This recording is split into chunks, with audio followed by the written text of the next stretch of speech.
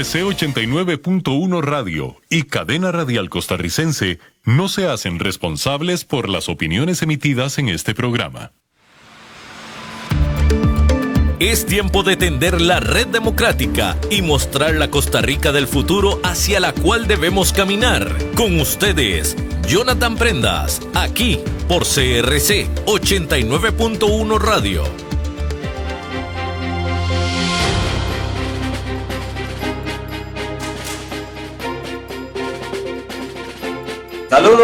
Saludos y muy buenos días. ¿Qué tal? ¿Cómo se encuentran? Bienvenidos a una nueva emisión de su programa Red Democrática, producido por la Fundación Red Democrática para todo Costa Rica, 89.1 frecuencia modulada, y también por plataformas digitales en @CRC 89.1 Radio, @Jonathan Prendas y @Red Democrática, siempre generando información de primera mano. Lo que consideramos es importante que ustedes, amigos, familia que nos escucha dentro y fuera de nuestro país, deben de tener a mano para poder generar un criterio y una opinión sólida para así tomar decisiones y opinar más responsablemente. Entre mejor estemos informados, más democracia vamos a hacer. Recordemos que democracia no es solo emitir voto cada 4 años o cada 2, si incluimos las elecciones municipales. Democracia es estar debidamente partícipes de todo lo que sucede en el país y hacerlo de la manera más responsable posible. El día de hoy tenemos un tema particularmente importante. Hay piezas del tablero de la conformación y el equilibrio del país, del bienestar de un país, que conforman los poderes del Estado. Está el Ejecutivo, está el Legislativo y está el Judicial. Recientemente se hizo un estudio por parte del equipo del Estado de la Nación en su área del Estado de la Justicia. Tenemos un nuevo informe y fue puesto a la luz pública el día miércoles, y hoy tenemos a Evelyn Villarreal, coordinadora de la investigación correspondiente, para que nos cuente cuáles fueron los hallazgos, si es más percepción o si es más realidad lo que la gente encuentra o lo que la gente ve del sistema judicial del país, y también cuáles son las amenazas. Pero vamos desmenuzando esta mazorca grano por grano, porque vamos a tener mucho de qué hablar y esperamos que nos alcance el tiempo. Evelyn, bienvenida. Hola, buenos días. Gracias, Jonathan, por la invitación, por el espacio para compartir. No, y gracias a ustedes por el espacio que nos dedican a nosotros y a nuestra audiencia, porque es importante hacer esta oxigenación del tema. A veces hay demasiado ruido y ese ruido no nos permite escuchar las voces de la institucionalidad, cómo funciona y cómo está progresando o qué tan rápido lo está haciendo. ¿Cuál es tu sensación al ver terminado el producto? Antes de empezar a desmenuzarlo, ¿cuál es la sensación tuya sobre el estado de la justicia? Bueno, yo tengo 5 informes de estar coordinando esta investigación, ¿verdad? Sí. Así que este informe del 2025, en algunos temas es como un déjà vu, ¿verdad? Me siento como repitiendo cosas que he dicho anteriormente sobre el desempeño de la justicia, especialmente en algunos rezagos que son estructurales y en donde no vemos mejoras significativas. Por ejemplo, en las duraciones, ¿verdad? Que es siempre un tema muy criticado por la ciudadanía, ¿verdad? ¿Cuánto tengo que pasar para que me den una resolución el Poder Judicial? En cualquier materia, ¿verdad? En la que sea. Sobre todo, en la materia penal es la que está más expuesta, ¿verdad? Al público, pero acordémonos que el Poder Judicial le entran casi 600,000 casos al año, ¿verdad? De materia laboral, de pensiones alimentarias, violencia doméstica, cobros judiciales, eso, o sea, ve una gran cantidad de temas y ese es como el sentimiento más crítico, es en el tema de las duraciones de los casos. En otras cosas hay mejoras, ¿verdad? Hay como claroscuros, ¿verdad? ni todo está ya al borde del colapso, ni tampoco estamos en el paraíso. Hay temas en donde hay mejoras específicas y creo que esas mejoras nos indican, Jonathan, que es posible hacer cosas, ¿verdad? Que estamos todavía muy, muy a tiempo, con margen de maniobra para poder direccionar aquellas cosas en donde no estén funcionando bien, ¿verdad? Entonces, la otra cosa que quería decir es que cuando usted me pregunta cómo ve el estado de la justicia, es muy difícil para mí responder porque el Poder Judicial es una institución muy compleja. Así De es. hecho, digamos, no es una institución como un ministerio, ¿verdad? Que es muy vertical y es solamente un aparato, sino que aquí estamos hablando de varios órganos, ¿verdad? Está la defensa pública, que es la que le da la posibilidad de tener un abogado a muchísimas personas que no lo pueden pagar, ¿verdad? Está el OIJ, que es nuestra policía técnica, está el Ministerio Público, está la Sala Constitucional, la Oficina de Víctimas y Testigos, Medicatura Forense, además de, por supuesto, los tribunales y las salas, ¿verdad?, que vemos más visibles. Pero entonces la institución es tan compleja, nosotros le decimos que es como un conglomerado, como si usted en la empresa privada tuviera un holding de empresas, ¿verdad? Es un Bien. conglomerado de entidades y todas tienen desempeños muy distintos y por materia hay desempeños muy distintos y por lugares también. No es lo mismo una instancia en Limón o en Upala o acá en San José Centro, ¿verdad? Los desempeños varían muchísimo territorialmente. Entonces, hacer generalizaciones, cuando usted me dice cómo está el estado de la justicia, hacer esa generalización es bien complicada porque siempre tenemos que tomar en cuenta todas estas diferencias. Eh, Pero el tema es, al ver cada área por separado, la pregunta que surge es si todas se están interrelacionando de una manera consciente o si el día a día las separa como imanes contrapuestos, como que van con tanta fuerza para tratar de dar sentido y eficiencia a lo que hace que no necesariamente trabajan todas en conjunto en función de darle las respuestas a la sociedad según se necesita. Bueno, esa pregunta me da pie para decir, para referirme, digamos, a cómo funciona este conglomerado. Ujú. Este conglomerado, todo lo que mencioné, todas las entidades, están bajo el mandato, por decirlo así, de la Corte Suprema de Justicia.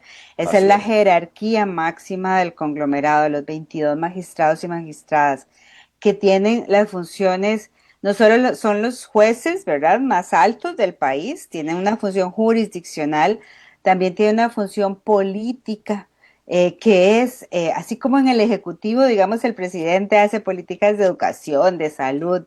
Bueno, el conglomerado judicial, la Corte hace política judicial, ¿verdad? Y hace representación, además, política de la institución.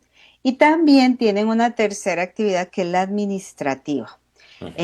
En esta actividad administrativa es a donde podríamos enmarcar la pregunta suya. ¿Quién hace la coordinación, verdad? ¿Quién ve que todos estos actores, si fuera una orquesta, quién ve que todos estén Exacto. tocando bien, verdad? Y que no esté desentonando nadie, que no ande por otro lado. Bueno, ese papel es el de la corte, justamente, el de ser ese director de orquesta, ese conductor estratégico. Sin embargo, lo que nosotros encontramos en el estado de la justicia es que esta corte está concentrada mucho en pequeñitos asuntos administrativos. Le llamamos microadministración, ¿verdad? Entonces, y no solo está muy concentrada, sino que va aumentando año con año. Imagínense que del 2020 al 2023, que fue la última dato que recogimos, había aumentado el 100%, había duplicado la Corte los asuntos administrativos que ve. Y también es parte de más de 100 comisiones en donde cada una de las comisiones está presidida por un magistrado o magistrada. ¿Verdad? También tienen que atender representaciones de la institución afuera, comisiones intersectoriales. En fin, y además tienen que atender sus salas, ¿verdad? Y toda la parte administrativa de sus salas. Entonces uno a veces se pregunta a qué horas esta gente tendrá tiempo, porque el día solo tiene 24 horas, ¿verdad? ¿A qué horas tendrá tiempo para hacer esa parte más estratégica, esa conducción de orquesta más estratégica? Queda un poco relegada por esta microadministración. Igual la parte jurisdiccional, ¿verdad? La de Sí. sus salas, ¿verdad? La de resolver. Hay circulante en las salas que es justamente porque no tienen tiempo. No sé si usted siguió uno de los nombramientos, una reelección que hubo recientemente, eh, en donde un magistrado, bueno, tuvo preguntas en la comisión legislativa relacionadas a su actividad administrativa, y cuando fue reelecto, el magistrado Porfirio Sánchez, cuando él fue reelecto, regresa a la corte y renuncia a todas sus comisiones, ¿verdad? Estaba en más de 10 comisiones. Dice, o atiendo mis asuntos jurisdiccionales o sigo las comisiones. No puedo hacer ambas, ¿verdad? Pero creo que, y ahí se armó una discusión muy interesante ese día en la sesión de corte de la carga de trabajo que significa para ellos esas comisiones. Entonces, ahí es donde nosotros ponemos como el énfasis en eso que hablabas, esa coordinación estratégica, eso de estar viendo, mira, esto no está funcionando, no sé, adaptemos esto, readecuemos esto. Esa parte se está viendo reducida porque están muy concentrados en hacer microadministración.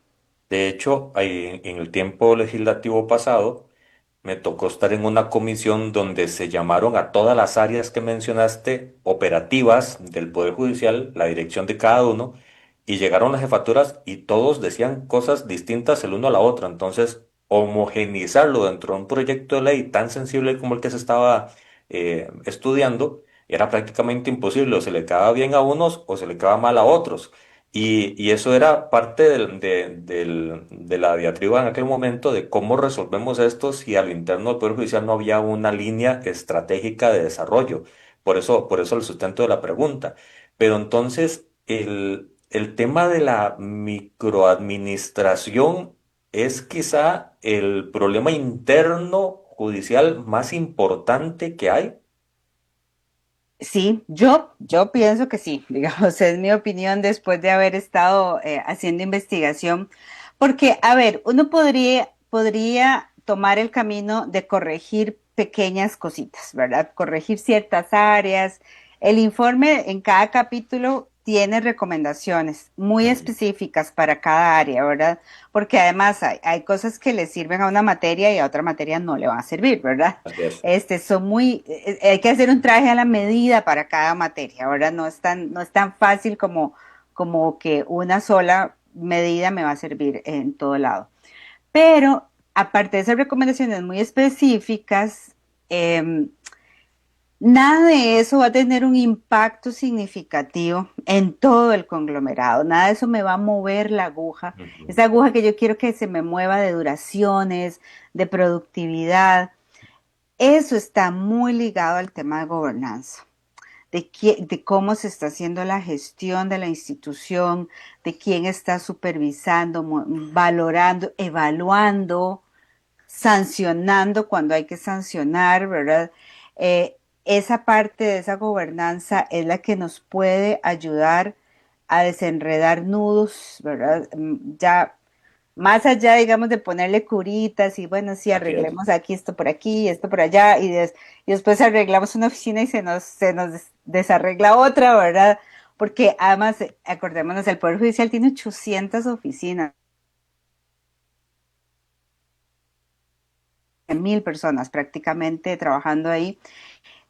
Llegar, bajar todas las políticas que tenemos, sí, o sea, tienen un plan quinquenal, por supuesto, ¿verdad? Y tienen un horizonte común, todos normativamente, pero ¿cómo hacemos para bajar eso a la persona que tiene en la ventanilla, ¿verdad? Para humanizarlo a la gente.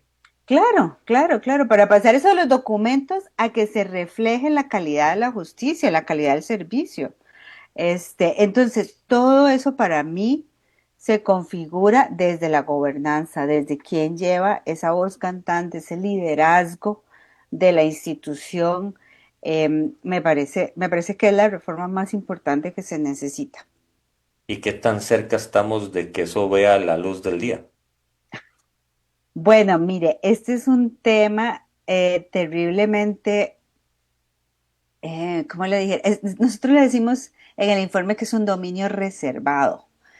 Un dominio reservado en ciencias políticas es un área en donde todavía se conservan prácticas autoritarias a pesar de que estemos en un sistema democrático. Un dominio reservado es algo que no ha podido modificarse, ¿verdad? No ha podido actualizarse ni modernizarse cuando hay transiciones a la democracia. Ahora quedan dominios, quedan como gavetas ahí que no se abrieron y que no se airearon. Ujú. Este es uno de esos porque es un área en donde el Poder Judicial no ha tenido capacidad de reforma por años. Y no estoy diciendo solo la Corte actual con esta conformación, estoy hablando de por lo menos 5 cortes que en este siglo que han identificado ese problema, que han dicho, sí, esto es un cuello de botella, no nos permite tener realmente una gestión moderna de administración pública, y lo han reconocido, pero no han hecho nada, ¿verdad? Incluso, no sé si usted se acuerda, Jonathan, que en el 2017, a la luz del escándalo del cemento chino, se armaron 10 comisiones de Sí. reforma urgente en la Corte. Bueno, una de esas comisiones era el grupo número 8, que era para desconcentrar las labores administrativas de la Corte. Ese grupo hizo una propuesta de cómo irle quitando poco a poco labores administrativas. Por ejemplo, que ya no vea nada de disciplinario, que ya no vea cosas de recursos humanos, excepto las cosas más generales, digamos, que sí dicte la política de talento humano, pero que ya no se ponga a nombrar gente. Eh, Eso se había propuesto, pero ese fue el único grupo de todos los grupos de reformas urgentes que no logró avanzar, no logró que las propuestas que había hecho se aprobaran en ¿Será corte. por luchas de poder? Sí, claro, es que vea, eso es distribuir poder. Si usted le quitan la posibilidad de nombrar jueces, le están quitando poder, ¿verdad? Y nombrar jueces siempre es una cosa muy atractiva, ¿verdad? Es, Ujú. es una función, o sea, imagínense, y sobre todo los jueces 4 y 5, que son los jueces de tribunales superiores que nombra la Corte, ¿verdad? Quitarles el poder de nombramiento, quitarles el poder disciplinario que tienen sobre esos jueces. El poder de decir si le dan permiso a un juez para ir o no a algún lugar, ¿verdad? O sea, eso es distribución de poderes. Por eso decíamos hacer una institución más democrática, porque cuando esas funciones se distribuyan, se está distribuyendo el poder en la institución. Y eso es, tendríamos que tener un modelo más gerencial que político. Que al final de cuentas, los magistrados en esa área terminan siendo actores políticos dentro de su ecosistema. Claro, ellos seguirían conservando, digamos, su papel de actor político, sería la representación política de la Ujú. institución siempre, ¿verdad? Serían el gobierno de la institución siempre, Sí. o sea, no, nadie se los va a quitar, pero es que en este momento ellos tienen el sombrero, ¿verdad? De gobierno, de ejecutor, de evaluador, de auditor, o sea, todo lo hacen ellos mismos. Es como si en una empresa, volvemos al campo más de las empresas privadas, el dueño fuera igual que la junta directiva, fuera igual que los directivos, que los que ejecutan, ¿verdad? Los Que el recursos humanos, auditor, exacto. todo es en ellos mismos, ¿verdad? Eso tiene implicaciones prácticas porque entonces todo les llega a ellos y hay una fila. Bueno, si usted ve las sesiones de corte, son sesiones de 8 horas, son sesiones maratónicas que uno a veces dice, uy, ¿cómo hacen para estar ahí tanto tiempo, verdad? son sesiones maratónicas, a veces tienen que sesionar hasta 2 o 3 veces a la semana porque no les da tiempo de hacer cosas urgentes. Entonces, es definitivamente tiene implicaciones prácticas, pero además tiene una implicación política muy grande. Y es que si usted tiene todo el poder de esa institución concentrado en un pequeño órgano, esa institución es muy vulnerable políticamente. Porque piense mal, piense en una persona en un dictador, en un líder autoritario que quisiera controlar la corte. ¿Qué tiene que hacer? Nada más cambiar a ese grupito, cambiar 11 o 12 magistrados y ya tiene el control de todo el conglomerado judicial. A propósito del cambio de 14 magistrados del próximo año, o de la próxima Correcto. administración, pues.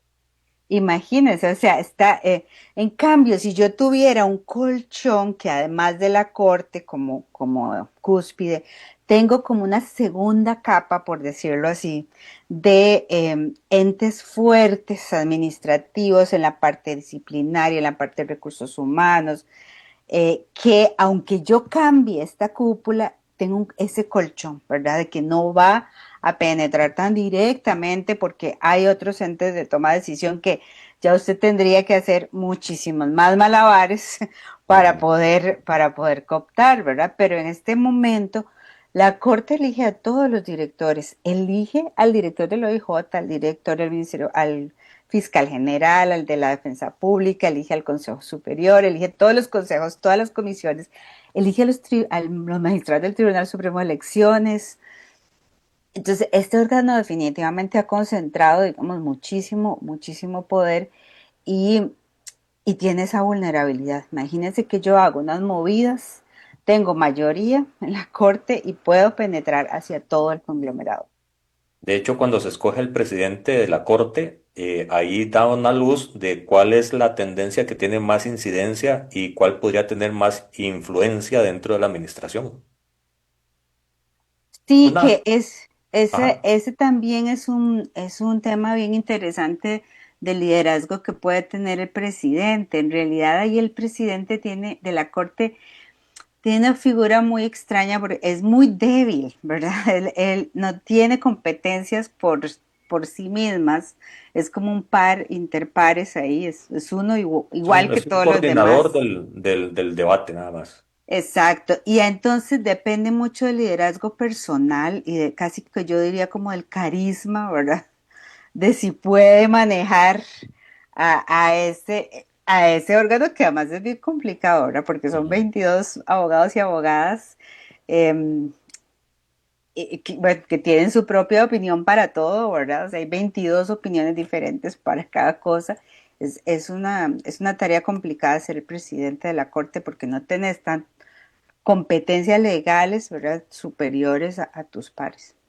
¿Es esa una afectación tan fuerte como para que le impida avanzar? Es decir, cuando hablamos de la administración de los últimos y los informes de los últimos 5 que ustedes han hecho, encuentran que la velocidad podría ser mejor si el freno de mano administrativo recayera sobre no la Corte Plena, sino sobre entes fortalecidos gerencialmente llevados.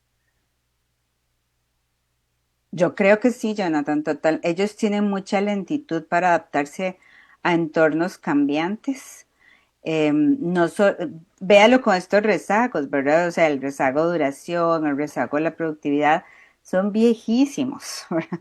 O el rezago en la gobernanza, son temas viejos a los que les cuesta mucho adaptarse y cambiar y meter otra marcha, ¿verdad? Cambiar de marcha les cuesta mucho, es muy lento. Y ahora ni se diga para desafíos nuevos como, digamos, el clima de ataques que están viviendo, como el crimen organizado, como una mayor conflictividad social. Entonces, tienes rezagos antiguos, históricos, a los que no has podido adaptarte y te caen nuevos rezagos a una corte, que es el principal mecanismo de gobernanza, que es muy lenta para adaptarse a eso y que además, como le repito, es que no tiene un criterio homogéneo para todo, Ujú. ¿verdad? Entonces puede ser que hay unos que sí quieran modernizarse y a otros que no, que lo paran. Entonces, es complicado, ¿verdad? Es complicado. Hay unos que puede ser que estén muy de acuerdo en quitarse todas las funciones administrativas y hay otros que para nada, que todavía están engolosinados con las funciones administrativas. Y esas diferencias de opinión hacen que este mecanismo sea muy, muy lento. En cambio, imagínese que usted tuviera una dirección de planificación, por ejemplo, muy fortalecida, que vea, las direcciones son muy fuertes técnicamente, eso quiero dejarlo claro. Si usted va a la dirección de recursos de gestión humana, si va a planificación, si va a la dirección ejecutiva, por ejemplo, la misma, pero ellas no tienen capacidad de toma de decisiones, que Todo ese es tienen el que subirlo. problema. Todo tienen que subirlo. Entonces, si yo más bien, digamos, le doy poder a esas direcciones, que la decisión sea más que todo técnica, ¿verdad?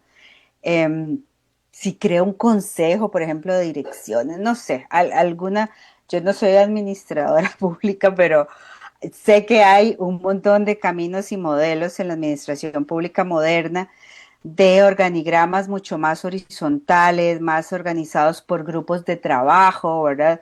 Ya no es aquel organigrama que uno estudiaba cuando estaba en la universidad, de que La está la pirámide. corte, ¿verdad? Y hay un montón de cajitas de pirámides abajo.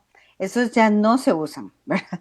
Ahora se usan organigramas más planos, más horizontales de grupos de trabajo, que hagan sinergias, ¿verdad? De trabajos más colaborativos, con mucha participación del entorno de usuarios, con mucha escucha de los usuarios, ¿verdad? Eso es lo que está en tendencia en la administración pública más moderna. Entonces, sí, yo creo que si hubiera realmente gente más técnica dedicada a sus áreas, al área de capacitación, al área, o sea, y que pueda decidir sobre esas áreas, que no tenga que esperar a que la corte si uno lo ve, los funcionarios te dicen que no tenga que pasar por la corte, por favor, ¿verdad? Porque, o sea, tratan de tomar decisiones más pequeñas que tengan menos impacto con tal de no subir una decisión a la corte porque saben que ahí se puede trabar mucho rato. Eso me lleva a la siguiente pregunta. Con esos ajustes menores, con esa piedra suelta pequeñita, ¿qué tan eficientes son dentro del Poder Judicial a lo interno y más que todo para dar justicia pronta y cumplida? Bueno, ahí tenemos que hacer la salvedad esa que le mencionaba por materia, ¿verdad? Porque Ujú. son muy distintas.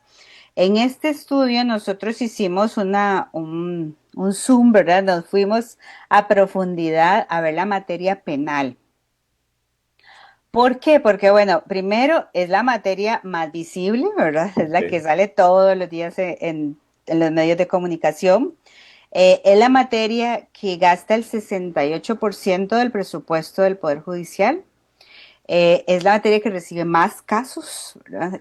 Así que bueno, y además estamos en una época de conflictividad social mayor. Entonces decíamos, bueno, ¿cómo está preparada esta materia y qué está haciendo y qué está pasando para estos niveles de conflictividad que tenemos en la sociedad costarricense? En esta materia lo que encontramos es que las duraciones está mejorando un poquito, ¿verdad? O sea, por lo menos hay un indicador, están terminando más casos, o sea, hay más resoluciones y eso permite que el circulante, que son los casos que tienen ellos ahí pendientes, ¿verdad? Como lo que usted tendría en el escritorio para ver, para resolver. Ese es el circulante, que siempre ha sido un gran problema para el Poder Judicial, siempre ha arrastrado un circulante enorme, enorme. Entonces, esas cosas están mejorando.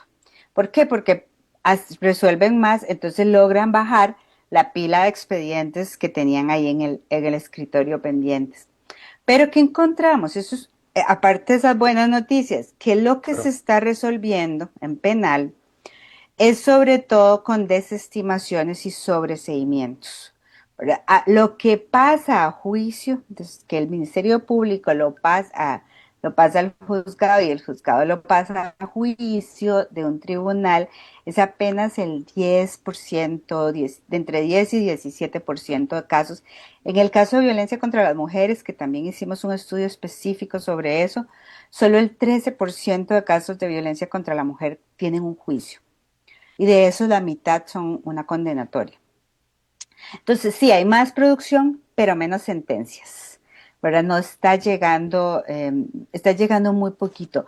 Y claro, y bueno, los abogados me van a decir, sí, pero es que el sistema penal para eso es, para que haya un filtro, ¿verdad? Y que solo pasen los casos que tienen evidencias, que se sostienen. Pero tener un sistema penal que es tan carísimo, como le acabo de decir, el 68% del presupuesto, para que rechace todo, ¿verdad? Yo creo que por lo menos ameritaría la pregunta de, bueno, este es el sistema penal que queremos, ¿verdad? El que rechaza todo. Y así es, digamos, el embudo va hasta la sala penal, porque en la sala tercera, la sala de casación penal, el 74% de casos se declaran inadmisibles. O sea, ni siquiera los ve. Entonces, es un sistema penal para rechazar. Eso es lo que queremos, ¿verdad? O sea, yo creo que el sistema penal, y ya hay muchas voces de penalistas muy reconocidos en el país que han dicho, se nos acabó, se agotó el Código Procesal Penal, hay que hacer uno completamente nuevo de cero, ¿verdad? Ya nada de De arreglos. reformitas, ¿verdad? Sino que hay que hacer uno de cero. Entonces, pues sí, persisten, como le digo, esas debilidades, ¿verdad? De duración, que en el caso de la materia de violencia contra las mujeres, que es unos números muy tristes para nosotras, eh, los delitos sexuales, digamos, tienen una duración de casi 10 años en promedio para Mucho. resolverse en un tribunal. Muchos de ellos prescriben cuando se sobreseen, muchos de ellos es por prescripción. ¿Qué significa esto? Que la prescripción es cuando ya se le acabó al Poder Judicial su plazo para responderle a las personas. ¿Verdad? Entonces tienen que guardarlo, ya le dan un sobreseimiento definitivo porque se acabó el plazo. Imagínense, esto ya es un riesgo, ya esto es una negación de justicia, porque es que ni siquiera, ni para el imputado ni para la víctima, ninguno No, de no, los dos no se dice si es a favor o en contra, simplemente se les acabó el tiempo. se les acabó el tiempo, ninguno de los dos recibe una respuesta, ¿verdad? Después de años de estar esperando, prescribió nada más. Entonces, los delitos sexuales tienen ese problema, es dificilísimo la sanción judicial en este tema. Así que, bueno, por eso nosotros tratamos de hacer como estudios por tipos de casos, ¿verdad? Para no quedarnos como con el promedio global, porque yo le puedo decir, sí, no, mira, en promedio la materia penal mejoró un poquito, pero cuando usted se va a ver ciertos delitos, los delitos relacionados con corrupción, por ejemplo, los deberes contra la función pública, duran también muchísimo. Entonces, depende. Los delitos contra la propiedad se resuelven muy rápido. Eso se resuelven sumamente rápido. Entonces, hay que tener como a dónde le interesa a usted, ¿verdad? Porque además a la gente le interesa el caso de cada uno, ¿verdad? O sea, a Sí, mí no me claro. interesa ver el promedio de, no, Exacto. de la materia penal, para que yo quiero saber en el juzgado donde yo estoy, el caso que yo tengo, digamos, de violencia doméstica, de pensión alimentaria, cuánto dura en promedio. Eso es lo que a uno le interesa ahora, para saber más o menos cuánto es que tiene que esperar una respuesta. Y entonces por eso tratamos de hacer como estudios más específicos para no irnos ahí como con esos promedios que invisibilizan muchas diferencias. ¿Qué tan urgente es el entrar ya de lleno a esa reestructuración del código que estabas mencionando? Porque es la herramienta con la que el sistema funciona. Y si esa herramienta no pone los suficientes y más fuertes filtros previos a llegar a un proceso más a fondo, o si cuando ya está en ese momento no es tan ágil, incluso se pone en entredicho el bienestar, por ejemplo, de las mujeres que son agredidas o cualquier caso que sea, significa que ya estamos tarde por los síntomas que muestra el paciente. ¿Cómo podemos ver o cómo podemos hacer o qué tan urgente es el reinventarnos para poder ser más eficientes. Yo creo que es muy urgente considerando el momento extraordinario que estamos en nuestra vida democrática más en general, ¿verdad? Para ver el contexto ya no solo del procedimiento dentro del Poder Judicial, sino qué significa ahora en este contexto político que el Poder Judicial no mejore su desempeño. Esto lo pone en un lugar de mayor vulnerabilidad y riesgo político de ataques, porque está alimentando el descontento ciudadano, ¿verdad? Y está alimentando también los ataques políticos que quieren debilitarlo. No hacer estas reformas, sobre todo la penal, ¿verdad? Eh, Significa como hacerse un daño autoinfligido, decimos en el informe. ¿Verdad? Se está haciendo daño al mismo Poder Judicial al no reformarse. Y bueno, ahí acaba de presentar la Sala Tercera una serie de reformas a la Asamblea Legislativa, pero de nuevo, ahora son reformas en partes, en pedacitos, ¿verdad? Del código, para asuntos muy específicos que dicho sea de paso no tocan un tema que es medular, que es la parte de la investigación, la etapa preparatoria, la que está durando más y es la que no se menciona en las reformas propuestas por la Sala, ¿verdad? Pero me parece que es súper urgente por eso, porque el Poder Judicial necesita mostrar una cara renovada, necesita mostrar más iniciativa, ¿verdad? Que está escuchando a la gente, porque estos reclamos en la materia penal vienen desde hace rato. Y la otra cosa es que las reformas, usualmente las reformas que ha hecho el Poder Judicial en otros códigos procesales han sido producto del seno de la Corte, con la iniciativa de algún magistrado o magistrada que asume el tema, digamos, que se hace el padrino, ¿verdad? De la reforma, asume el tema, se echa todo. En este momento ese modelo ya no es válido. La reforma tiene que ser un proceso participativo, de debate, de discusión, con el colegio de abogados, con penalistas, con bufetes, con usuarios, sobre todo, con organizaciones de víctimas, por ejemplo. O sea, hay que escuchar a la gente, con los funcionarios, que a veces a los mismos jueces y juezas no les toman el parecer. Les Y son llega los que nada tienen que más, ejecutarlo. claro, les llega nada más, toma, aquí se aprobó esto, vean a ver qué hacen, ¿verdad? Aplíquenlo. Y no las habían ni siquiera participado en el proceso de construcción. Ahora tiene que ser un proceso de construcción, ¿verdad? De De ese hecho, doña código. Evelyn, me parece, disculpe que la interrumpa, me parece que los primeros a los que hay que escuchar son a los jueces y también al personal, porque es la carpintería la que puede decir, no, estamos bregando en algo que sabemos que no, o estamos bregando en algo de que sí, pero el paso de todos los escritorios es muy lento, hay que digitalizar, por Correcto, ejemplo, o hay correcto. que cualquier sistema que sea más ágil y es a los primeros a los que hay que escuchar. Sí, sí, de acuerdísimo.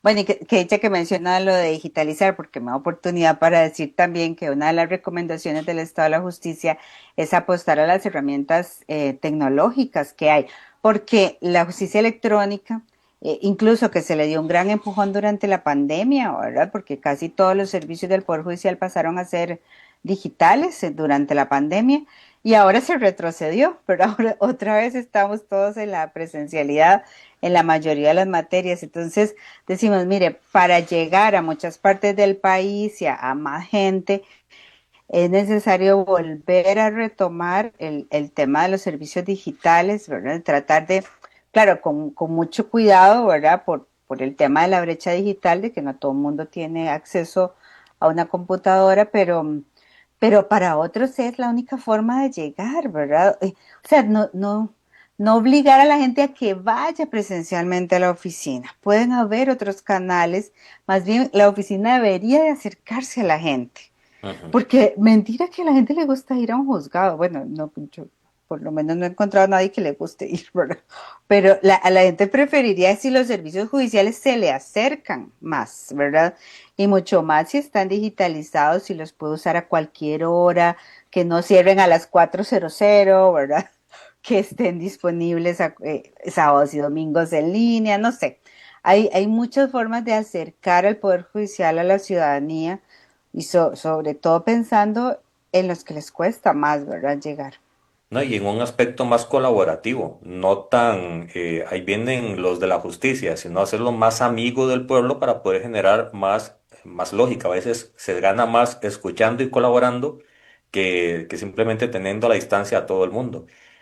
Ustedes mencionan, y lo he visto en algunos medios, que hay amenazas externas al Poder Judicial que en este momento ponen en entredicho el valor integral que tiene ese poder de la República y que esa amenaza no es menor. Cuéntenos exactamente qué fue lo que encontraron y cómo lo podemos entender de la forma más clara posible.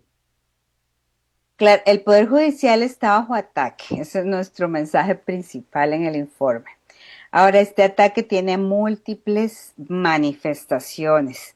Hay un ataque que es político de miembros de otros poderes de la República, especialmente legisladores y el presidente de la República, que constantemente usan sus plataformas, ¿verdad?, de control político, en el caso del presidente, su conferencia de prensa, para estar atacando a la institución, sobre todo cuando hay resoluciones o casos que le involucren, ¿verdad? Hay otro tipo que son las protestas sociales de la ciudadanía. Son, por ejemplo, cuando hay protestas contra la sala constitucional o la marcha que hubo recientemente para la destitución del fiscal, o, por ejemplo, las manifestaciones de la ciudadanía en redes sociales que son muy virulentas, ¿verdad? Ujú. Usted nada más tiene que ver una noticia del Poder Judicial y ver los comentarios para darse cuenta, ¿verdad?, del nivel de violencia. Y un tercer frente que tiene la institución es el crimen organizado.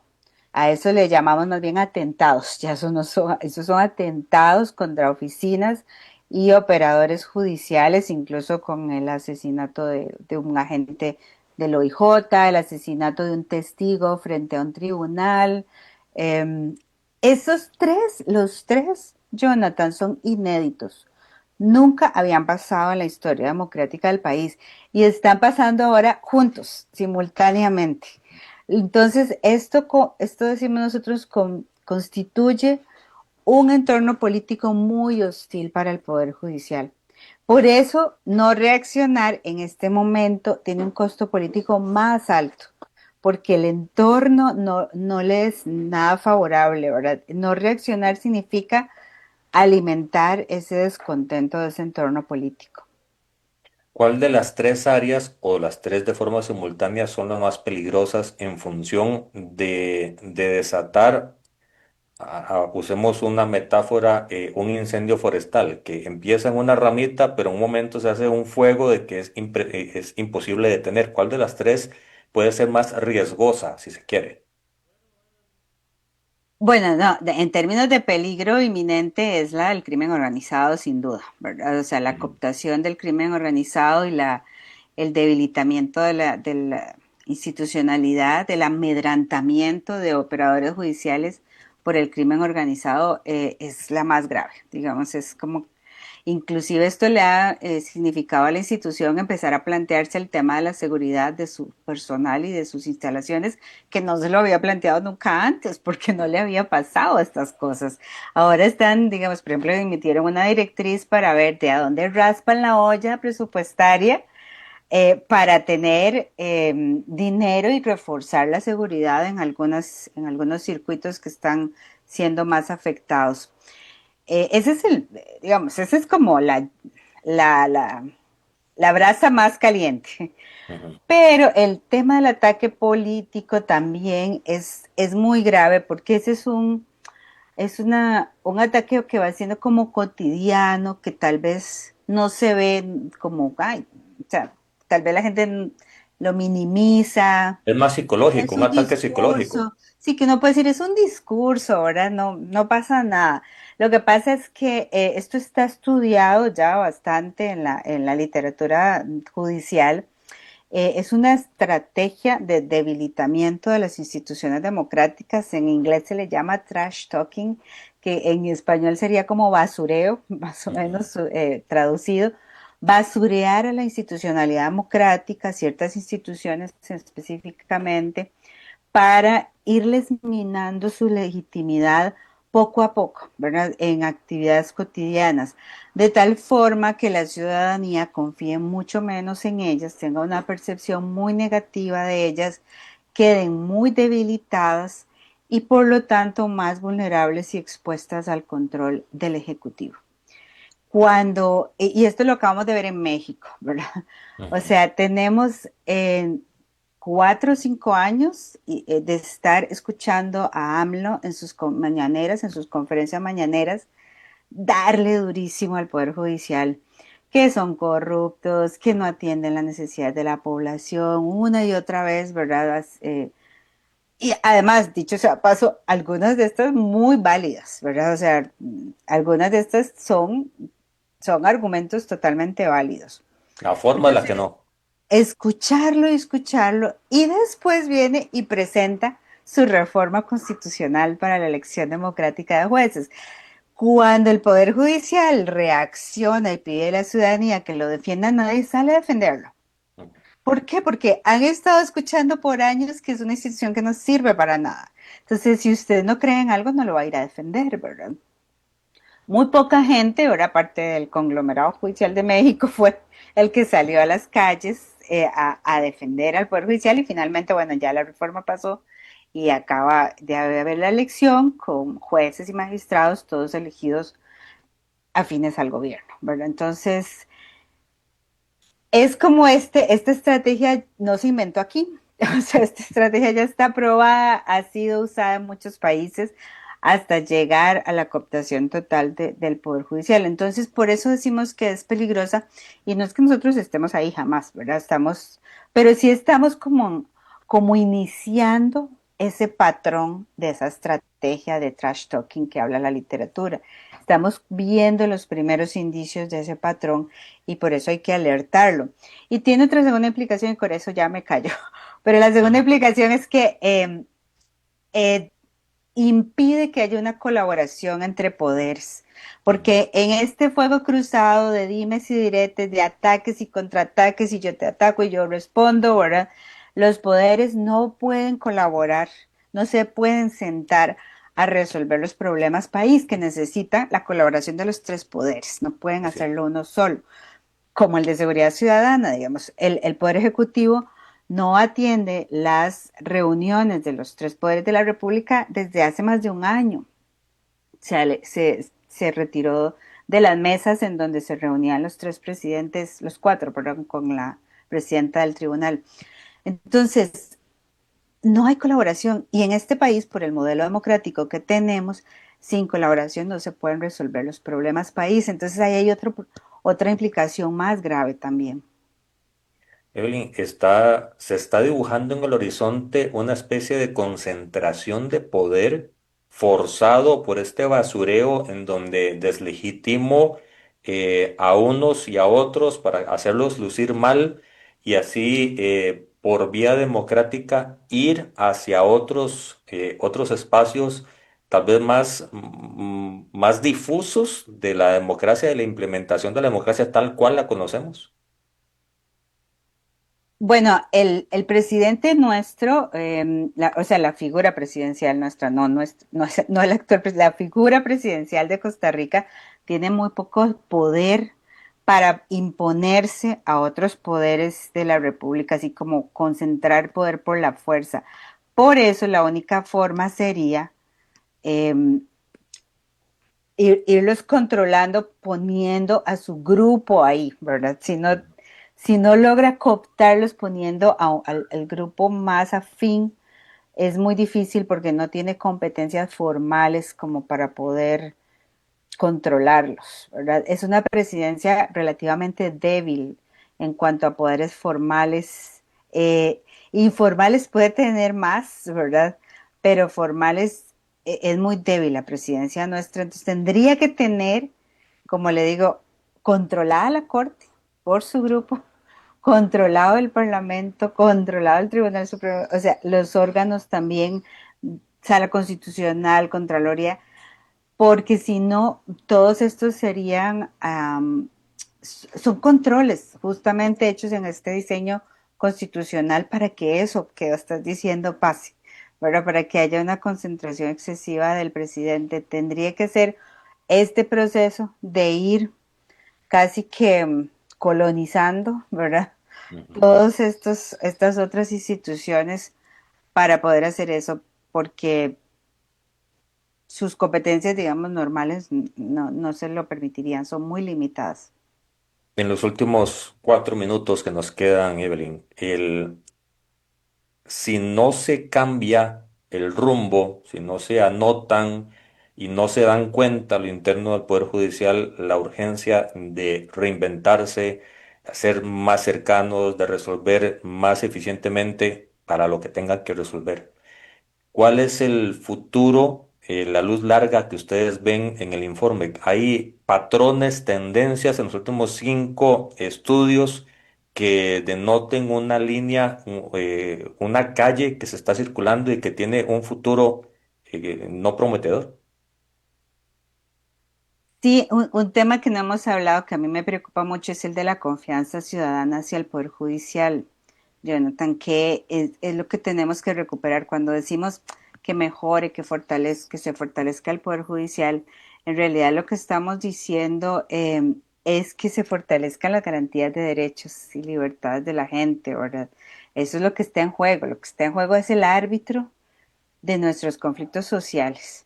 Yo Ujú. quiero, si yo entro a un partido de fútbol, ¿verdad? Yo quiero que el árbitro sea lo más neutral posible. Yo no quiero que esté del lado de algún equipo, ¿verdad? Bueno, eso es lo que estamos defendiendo, que el árbitro que resuelve nuestros conflictos, que es el Poder Judicial, no esté del lado del Ejecutivo, no resuelva del lado del grupo de poder, que hoy es uno y mañana puede ser cualquier otro, ¿verdad? No Totalmente, sabemos. Pero totalmente. entonces, no resuelva a favor del grupo del poder, resuelva neutralmente y con eso legitimar y mejorar la confianza de la ciudadanía hacia esa institución que crea en el árbitro, que crea en el ¿Qué tal? árbitro. Y ¿Qué eso es tal? muy importante. ¿Qué tan adolecido, qué tan débil está esa confianza?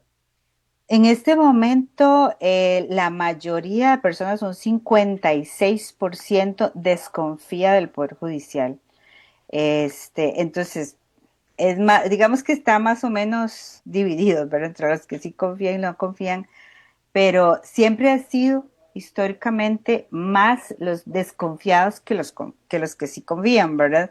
Ahora, entre esos desconfiados hay mucha variedad. Hay unos que son muy radicales, que tienen una pésima percepción, y hay otros que son más moderados, ¿verdad? Que dicen, bueno, no, yo sí confío y sí pienso que es una institución muy importante, pero tiene que mejorar a veces, ¿verdad? Entonces, ahí hay como una gran variabilidad de actitudes, pero en general, digamos, es muy importante subir esa confianza y esa legitimidad, porque al final de cuentas, si esta estrategia de desprestigio sigue desarrollándose, los que van a tener que defender a la institución somos todos nosotros, los ciudadanos y las ciudadanas de este país, pero para que uno defienda algo tiene que creer en eso, ¿verdad? Y tiene que legitimarlo.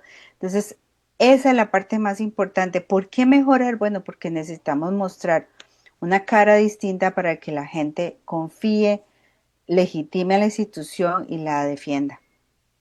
Evelyn, muchísimas gracias. Gracias a usted, Jonathan.